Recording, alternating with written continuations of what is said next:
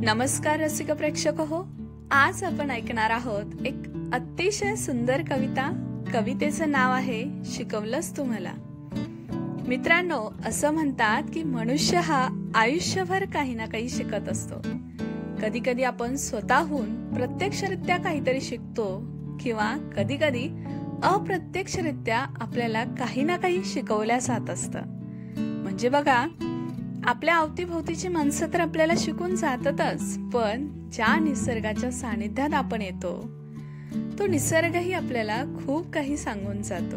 मग त्यामध्ये उगवतीचा सूर्य असेल, मावळतीचा सूर्य असेल, खळखळ वाहणारा झरा असेल, सुंदर स्वच्छंदी आकाश असेल, रात्रीचं टिपूरं चांदणं असेल किंवा निसर्गातली कितीही छोटीशी गोष्ट असू द्या, साधं लुकलुकणारा काजवा सुद्धा आपल्याला खूप काही शिकून जातो.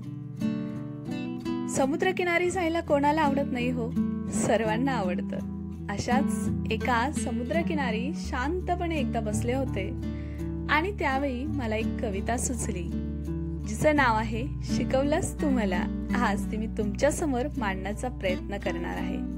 मित्रांनो, तुम्हाला जर कविता आवडली तर मला कमेंट करून नक्की सांगा.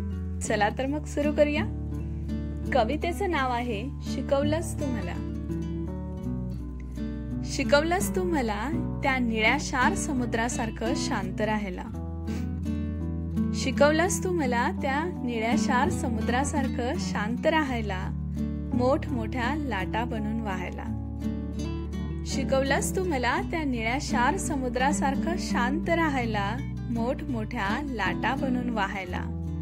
तर कधी हलकेच किनाऱ्यावरून परतायला. शिकवलंस तू मला त्या समुद्रासारखं खोल खोल जायला. शिकवलंस तू मला त्या समुद्रासारखं खोल खोल जायला. तर कधी हलकेच वाऱ्याचे तरंग व्हायला.